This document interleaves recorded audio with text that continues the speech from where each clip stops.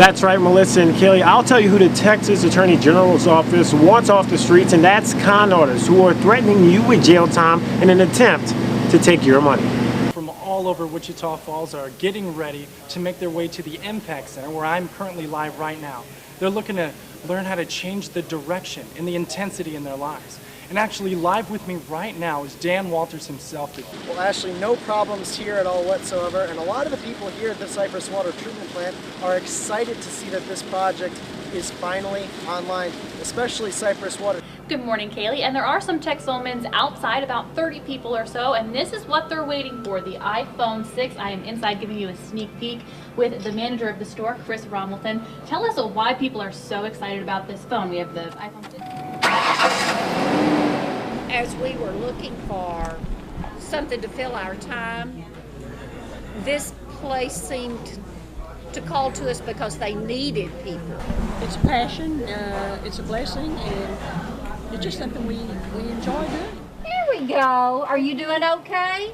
Each week we look forward to being able to visit and hand them that meal that's going to sustain them for some time. And it makes you feel like, you know, I can be of service. I can help. I'm still something that's valuable. It's been something that kind of came naturally, and I think that's with just dealing with others. And I don't know, it's just something that it is enjoyment to do.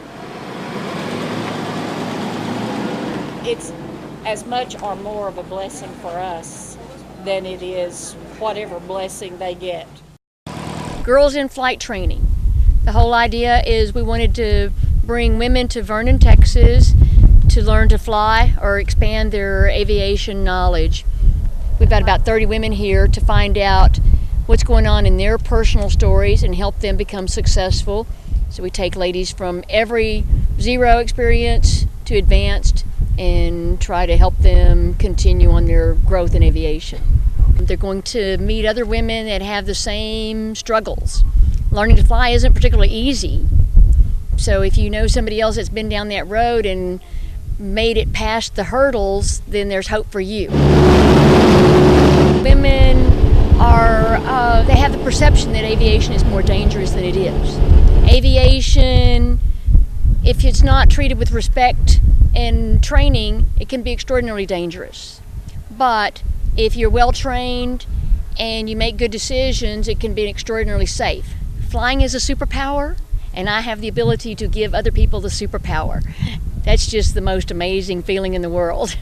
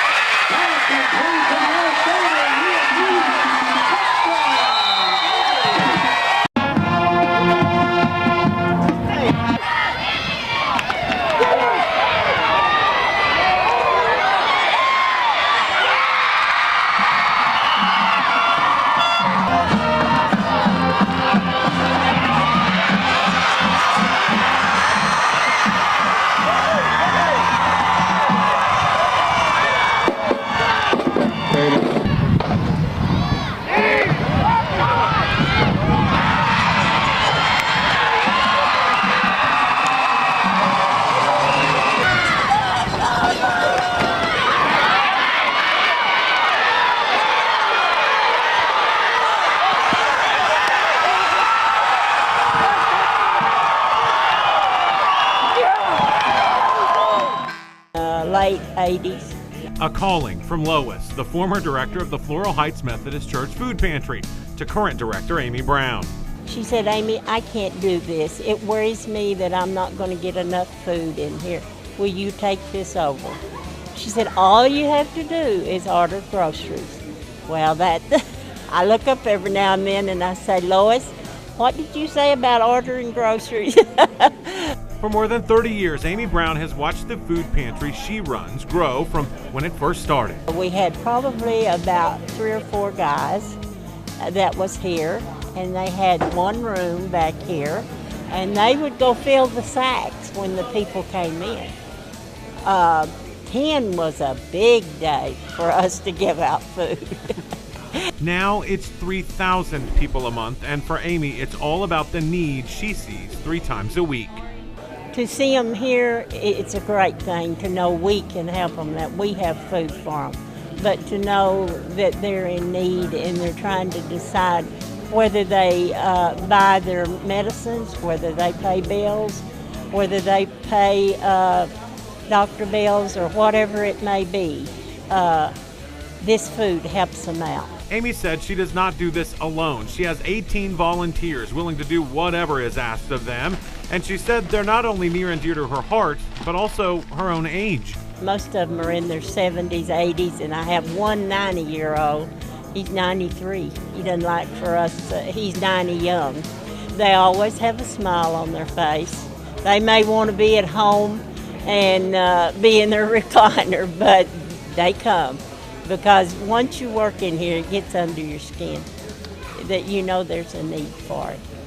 The church finances the pantry each year along with outside donations. It's something Brown humbly said keeps the pantry alive.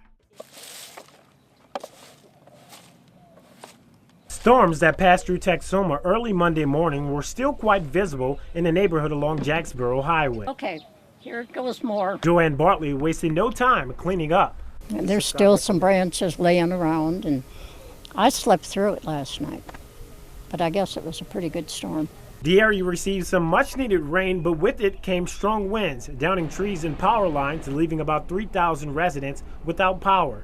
Rain, we got it, and I'm glad we got it, but I don't like the consequences. Storms that hit Texoma early Monday morning left more than rain. As you can see, there's debris scattered all over the front lawn of this home. The tree snapped and ended up on its roof, and now residents are just waiting to see when power will be restored. This neighborhood and across Jacksboro Highway, all their power's been out also. Shula Roberts woke up this morning not only to no power, but with a tree toppled on his home. Part of this tree had died not too long ago from the drought and fell on the house, so now we're just cutting it down. Schuler hopes it keeps him busy until power is restored. Power went out late last night and hasn't been on since, and it's supposedly not going to be back on until about 8 to 10. For some residents, it's not enough to leave their home. I'm not going to take my little dog and go to a motel. I'm not going to go over to my daughter's house. Are you being stubborn? Yeah. Exactly. No, I just want to be home.